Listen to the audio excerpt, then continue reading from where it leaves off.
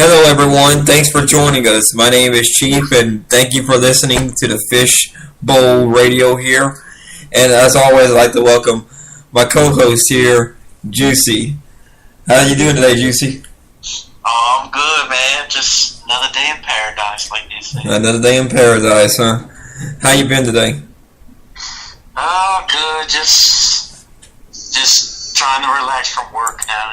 Rest up for tomorrow, Big Friday. Oh, Big Friday. Well, today is my Friday. Then I got to work Saturday and Sunday. It'll be fun. It's always a good time. Regardless of what's going on. So,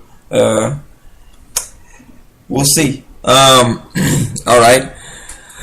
Okay, now our first topic of discussion, Juicy, is a one that I think you would be very familiar with. What do you think about Drew Brees resigning with the Saints?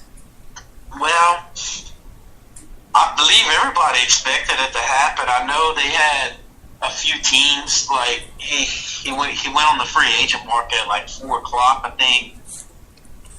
Wednesday it was. I think he went, and he had several offers from other teams, which is a surprise at being the caliber quarterback he is. But he said he wants to be a Saint for life, and they worked out a 2-year, $50 million deal with $35 million guaranteed. So he's making about $25 million a year, which is still not even the highest paid quarterback, actually, because Kirk Cousins is still technically the highest paid. But I'm glad to have Drew Brees back, though.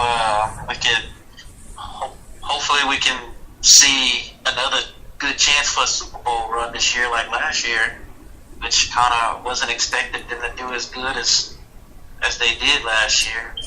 But hey, as long as we got Drew Brees, we always got a chance. At least I know offensive wise we're gonna be always dead on. Yeah, with the Saints re-signing Drew Brees, there's been a couple of other big names that have been popping up all over the list here. Jordy Nelson is one that came to mind that I saw. Jimmy Graham, but I feel, Graham is going to sign with the Packers according to different reports so far. It isn't official yet. They haven't released any details of the contract as of we going on air right now, but we'll continue to... Jordy Nelson would be a good slot receiver. Yeah, Jordy Nelson would be a really good get for the Saints here. Also, the Saints signed a cornerback as well, Patrick Robinson, who is coming back to the Saints. He actually played for the Saints his rookie year, I think. Yeah, he had 5 interceptions last year on the Eagles, which was a good run for him because he got a Super Bowl ring, and it was a really good job to him and the rest of the. Wait, what? The Saints' secondary is going to be loaded. They got Marshawn Lattimore, who had 5 picks himself last year too. Yeah, and then they got Marcus Williams and P.J. Williams, and they got Patrick Robinson. They got a loaded secondary. Another name that I've seen pop up too on the Saints' radar too, Tyrann Mathieu, after he was released from the Arizona Cardinals. The Honey Badger. He could be a good one too, but with just those names, the Saints already got. Oh yeah, not to mention the Saints do have Kenny Vaccaro, who's pretty good safety too. So the Saints on defense are pretty loaded up now. No, I think the Saints. The thing is, how long does Drew Brees have left to in the tank in terms of being a good quarterback? They signed him to a 2-year deal. They only signed him to 2 years because they don't even know how much he has left in the tank. I think that's why they only gave him a 2-year deal. Yeah, and Brees knows it's coming. I remember Brees saying he felt like he could play another 10 years, and then the next day he was drug tested by the NFL. Anonymous testing, right? Exactly, anonymous testing. Anonymous testing done by the NFL. But yeah, I think that was last year that came out to be some time. And you look at what the Saints has been able to do on last year on defense. They were very good, done very well until they got to the game against the Vikings. The game against the Vikings. We all remember what the play was. If that guy just makes a tackle, the Saints go to the NFC Conference Championship game. Yeah, all they had to do was tackle him, but hey. Yeah, hey, such is life, right? But the Saints' defense did well considering by our standards because we normally don't have a defense, but their defense only had finished like ranked 17th in the league.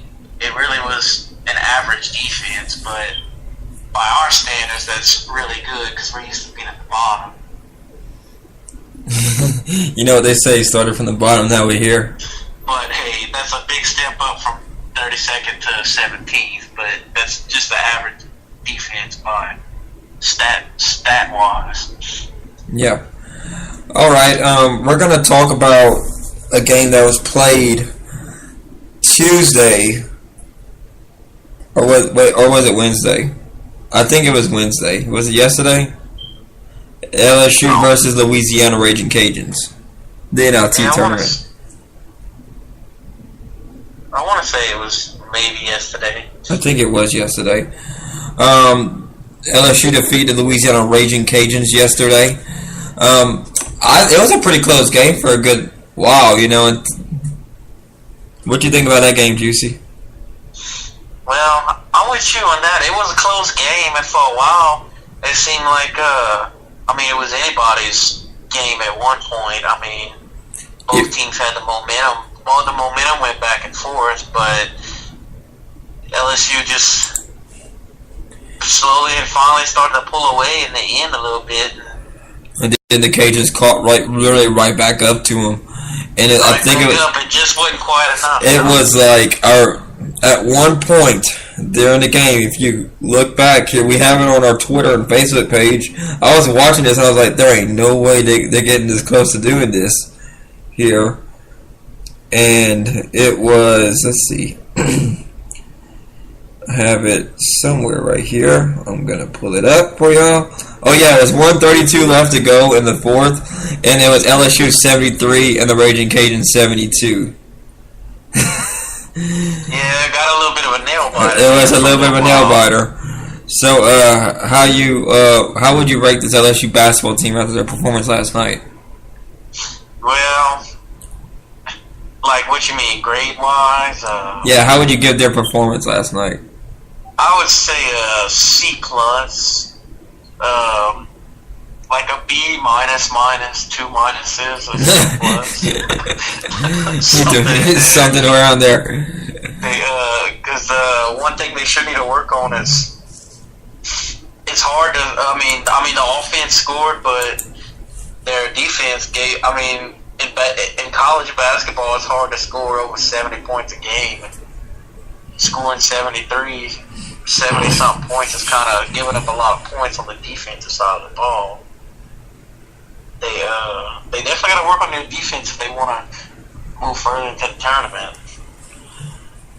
Yeah, I agree with you on that one. It was a very competitive game. I was glad to see Ja'Kenyon Gant get back on the floor there for the Raging Cajuns. And the Cajuns, they did not shoot the ball really well from the field goal range. They actually outshot LSU in terms of they outshot LSU. If you want to bring back up the statistics, what we had at some point, I think the Raging Cajuns shot 30-some% from the field goal, like this field goals. They shot 70-something times. I remember seeing that stat. And I was like, man, they're not real accurate shooting the ball, LSU got around 50%, which was really the main difference of the ball game.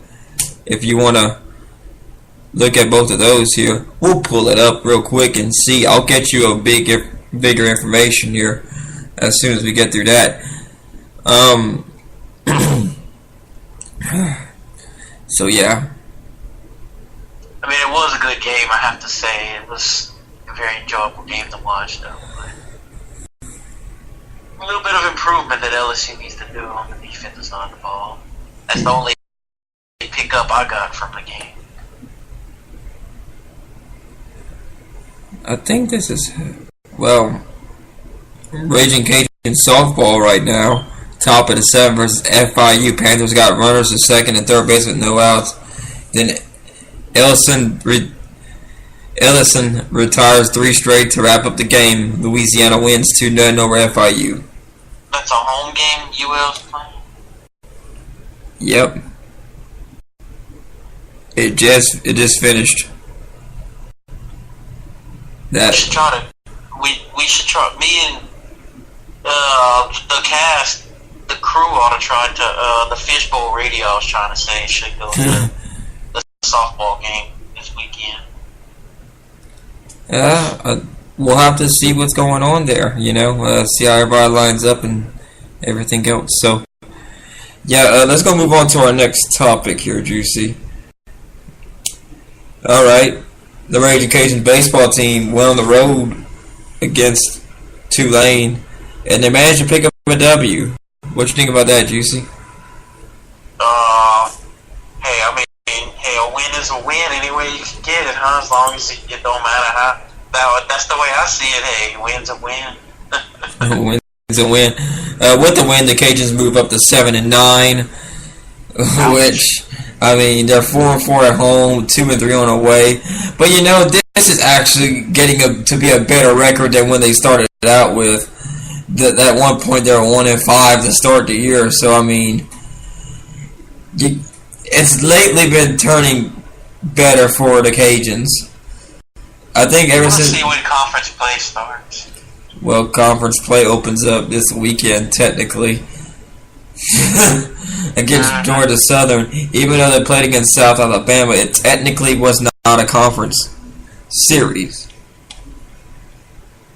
Which, you're right. That's crazy to me that they wouldn't consider it a conference series, but hey, why not, That is kind of strange, but it has happened. I mean, I know it's happened in football a couple times where you had that instance where Utah joined the Pac-12. You remember when they expanded it from the Pac-10 to the Pac-12? Utah and Colorado both had joined the Pac-12, and they played each other like the second game of the football season that same year, but it wasn't considered a conference game because the schedule was made before they switched to another conference. So yeah, that was another example I remember of not being a conference game, but they were in the same conference. Yeah, but I do feel like this Raging Cajun baseball team is improving. I do think they can, if they can get a little bit better about hitting the ball, which has been really the Cajuns' Achilles heel so far this year. Just them not hitting the ball very well. So I think that's been one of the main issues for the Cajuns here. They haven't been able to hit the ball, and as a team, I don't think their batting average was like at 198 at one point. So yeah, they definitely got to get better. They gotta get better. Sure. They gotta get on the play and be more aggressive, or lay back, or not be as aggressive. Just one of those things. All right, we're going to take a quick commercial break, and we're going to come back here real quick. And don't worry about it too much. Stay tuned. We're going to talk about LSU baseball some more, and how they defeated South Alabama, and talk about the series that they're going to play against Missouri. And they defeated Hawaii last weekend. They did defeat Hawaii last weekend. Day 13. If only this were as easy as saving $600 when you switch to Progressive. Winds stirring, too treacherous for a selfie. Sure, I've taken discounts to new heights with safe driver and paperless billing, but the prize at the top is worth every last breath. Here we go. Got him. Wait a minute. Whole wheat waffles? Day 13. If only this were as easy as saving $600 when you switch to Progressive. Winds stirring, too treacherous for a selfie.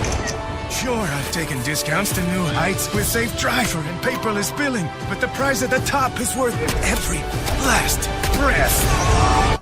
Here we go. Got him. Wait a minute. Whole wheat waffles? Day 13. If only this were as easy as saving $600 when you switch to Progressive. Winds stirring, too treacherous for a selfie. Sure, I've taken discounts to new heights with safe driver and paperless billing, but the price at the top is worth every last breath. Here we go. Got him. Wait a minute. Whole wheat waffles? Day 13. If only this were as easy as saving $600 when you switch to Progressive. Winds stirring, too treacherous for a selfie. Sure, I've taken discounts to new heights with safe driver and paperless billing, but the price at the top is worth every last breath. Here we go. Got him. Wait a minute. Whole wheat waffles?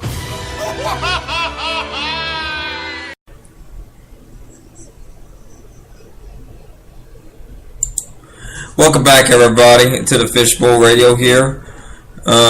Okay, I think this thing's okay. Okay, I finally got my mic volume back. Oh, thank you. That's cool. All right. We were talking about, right before we went to the break, we were about to start talking about LSU baseball. Juicy, they went take down South Alabama 9-4. What do you make of that?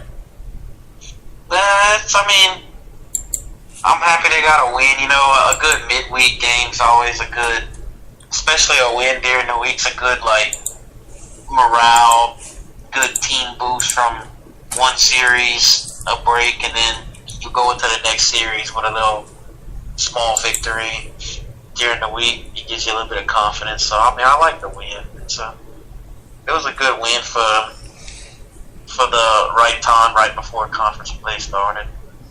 What are some of your biggest concerns about this LSU baseball team? Well, honestly, my biggest concern about this LSU baseball team, which I said from the first game that I went to see the opening weekend Alex Boxlow game, I went to see right away. The thing that came out to me was the pitching. It still is the pitching. It's always going to be the pitching until they do something different. The pitching is the biggest concern for me because they've gotten ahead and they give up huge leads and they almost lose those games. So yes, the pitching by far is the biggest concern out of anything for this LSU team. I would agree with you there. It's been kind of hard for the for the LSU Tigers in terms of the pitching. Like you said, they don't have a Aaron Nola or Alex Lang or something like they've had. They don't have a dominant ace on their rotation. Which, every team needs to have that dominant ace to really help them get, they were supposed to have, Eric Walker was supposed to be their ace come back from last year. He was a freshman. He's supposed to be a sophomore this year. But before the year started, he had Tommy John surgery, so he's out for the year. So that's what put LSU in a bind with their pitching thing. He was supposed to be their ace. Yeah. But he's out for the year, so that's why LSU's still trying to find themselves, which I think they eventually will. It's just going to take them a little while longer because they have to scramble around. I still say they have it open tryouts right now. Open tryouts for the starting ace of the LSU Tigers. You know what? Yeah, everybody got your sign up. Come on, everybody get involved in it. you with the white shirt over there. Come on, you go pitch for the LSU Tigers. People understand? Yes, come pitch. Come pitch. Come one, come all, baby. All right. Last week they did get the win over Hawaii. How you felt about LSU during that series? Juicy? Well, the first game, the pitching really was a weakness Friday night, but Saturday night and Sunday, they definitely, the pitching was solid. I was impressed with the pitching, especially in the Sunday game. I know at one point they were ahead 14-0 on Sunday, so the bats came out, the pitching was solid. Maybe I'm hoping that maybe it could be the start of the pitching coming around, but let's not get our hopes up here. But yeah, I want to say it's something to hopefully build off of. Yeah, it would be really good for LSU if they got the pitching under control, which we have documented on this show here. So they have ever since they lost the first game against Hawaii, 4-2. I mean, it was a home series for LSU, and I mean, they won the series. Yeah, then they bounced back on Saturday, won 5-1. Then they exploded Sunday and won the game 14-1 over Hawaii, which was their first meeting between the both schools, like we had documented last week on the show. And I documented that I didn't even know Hawaii had a baseball team. Yeah, then they won here against South Alabama 9-4. So now they got a 3-game win streak again. Yeah, they got it back on track in terms of what was going on. And then upcoming on the schedule, we're gonna preview the game against Missouri right now. Juicy, how you feel that's gonna work out for the Tigers? The Tigers versus the Tigers. Well, the same concept apply. I mean, I know LSU's got the bats to beat anybody. They can beat anybody. They can beat Missouri with the bats. If LSU wouldn't have to pitch a single inning, a single pitch in a game, I think they'd be undefeated. Their bats are pretty good, but like I said, the only thing that's going to win or lose LSU, make or break LSU for this series is their pitching. It falls back on the pitching again. But I think they're solid everywhere else, and I think it'll work out in their favor on the offensive side of the ball for sure. Well, during the South Alabama game, A.J. Labas, he went 6 innings, only gave up 5 hits, had 5 strikeouts, and he faced 22 different batters, and he pitched 74 pitches. And looking at all their pitching staff here, Taylor Peterson, he threw 12 pitches, didn't last long. He gave up 3 runs to South Alabama out of their 4. So, like I said, they have to get better at, pitching and stuff. He literally only faced 2 batters. Well, I know Notre Dame had threw their third baseman in to a pitching in one of the games they played against LSU. So hey, man. Maybe LSU might have to try that out. You never know, bro. You gotta do what you gotta do. Like I said, open tryouts. Open tryouts. You understand? You go out there and you go pitch, bro. Make it very interesting here. All right, we're gonna head to the commercial break now. Thank everybody for tuning in. Coming up in the show here, we're gonna talk more about LSU, but we're gonna talk about LSU basketball, and also we're gonna talk about the Raging Cajun softball team over their win. Day 13. If only this were as easy as saving $600 when you switch to Progressive. Winds stirring, too treacherous for a selfie. Sure, I've taken discounts to new heights with safe driver and paperless billing, but the prize at the top is worth every last breath. Here we go. Got him. Wait a minute. Whole wheat waffles?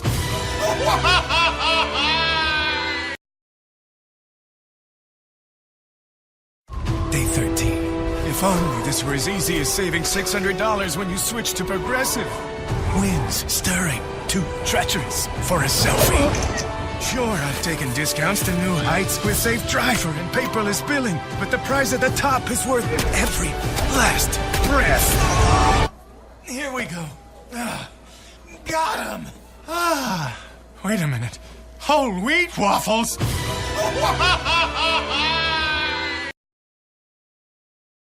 Day 13. If only this were as easy as saving $600 when you switch to Progressive.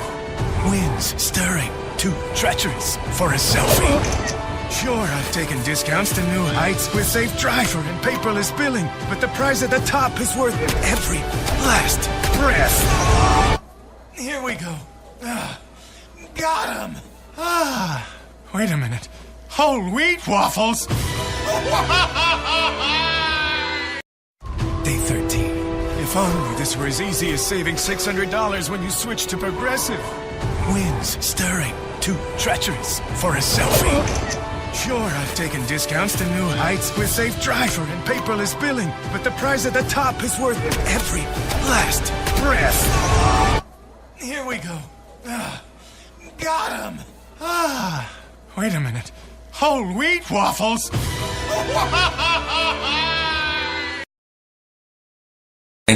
Doubleheader on Saturday. Alright, 3, 2, 1. Welcome back to the show, everybody. Okay, now we're talking about LSU basketball now. LSU is going to take on Utah in the second round of the NIT tournament. The LSU Tigers are coming off the win over the Louisiana Raging Cajuns, like we recapped earlier, Juicy. How do you think they're going to stack up against Utah in this game? Well,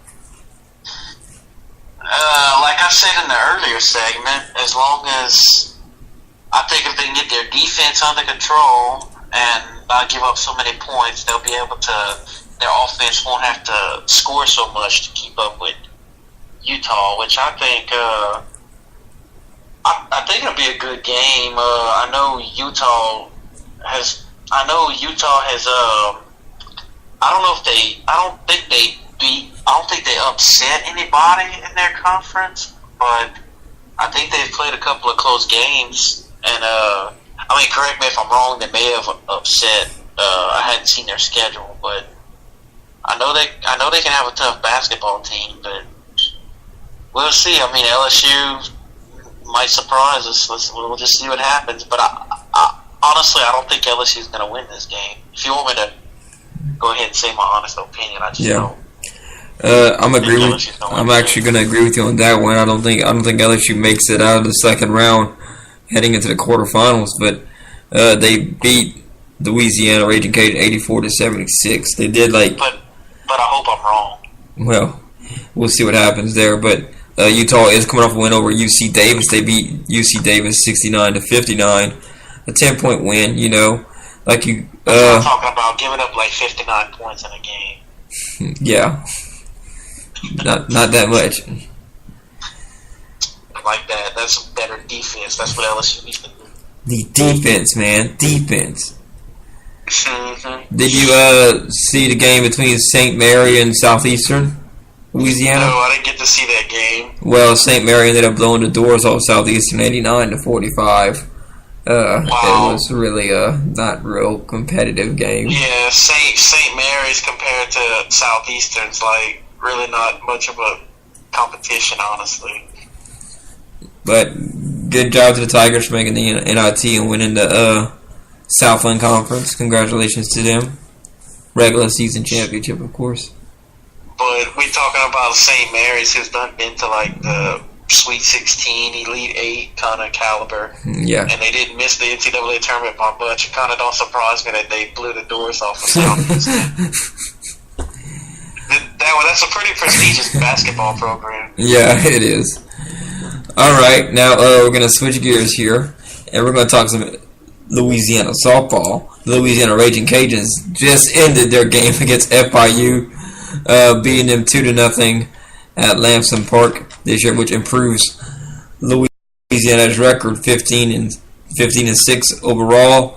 They got a 71% winning percentage. They're 2-1 in conference play, and they have a 2-game winning streak. 12-3 home, 2-1 away, and 1-2 in neutral site games. All right, Juicy. They're playing against App State this week here in Lafayette. How you feel about that game? They got a doubleheader on Saturday, and they got one game on Sunday. What you thinking? Well, the only thing I'm thinking is right now, I'm going to keep it simple. Go Cajuns. I mean, the Lady Cajuns have been impressing everybody, so I say let's go do it, Cajuns, and let's sweep App State. I'm calling for a sweep. I'm going out on a limb here. Oh, you're going out on a limb? I say it's going to be a sweep. You know what? I think they'll get. Stop quite short, just a little bit short of a sweep. I think they'll win 2 of the 3 games here in this conference series. I think they'll get the series win, but I don't see them getting the sweep. We'll see what happens here. App State. If you want to look at their, I just keep getting like this thing. I can't clear my throat, man. Yeah, I get those sometimes too. Yeah. That mucus buildup. Yeah, it is.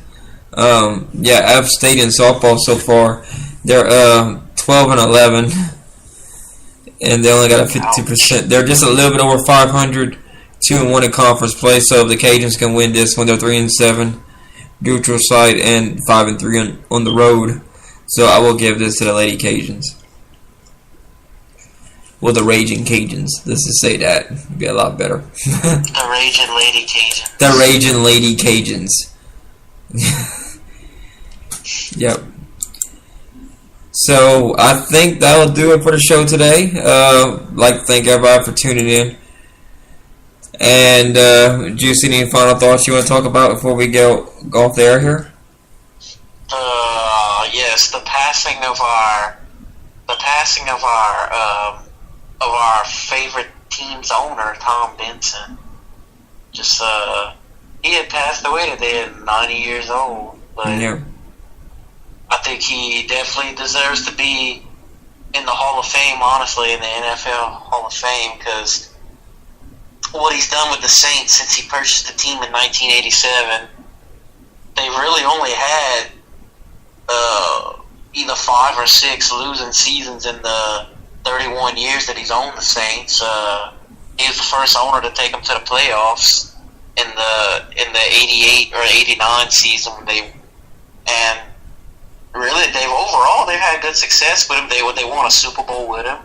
I mean, give the man some credit. I mean, hey, he's going to be missed, but he's really done a lot for the team. Yeah, Tom Benson. He also owns the Pelicans too in the NBA. So, prayers being sent to the family of Tom Benson. I'm sure they're mourning his loss tonight. If any of the family members are listening to the Fishbowl Radio here, just know that our thoughts and prayers are with y'all. And hopefully, they'll sleep comfortably tonight. Well, hey, that could be next year's motivation year to go and win a Super Bowl for Tom Benson. Yeah, I'm a rally cry. A rally cry for they got Drew Brees back, and they might get some more people coming their way. So we'll see what happens there. But I don't like ending shows on a sad note there. Just kind of depressing doing that, but.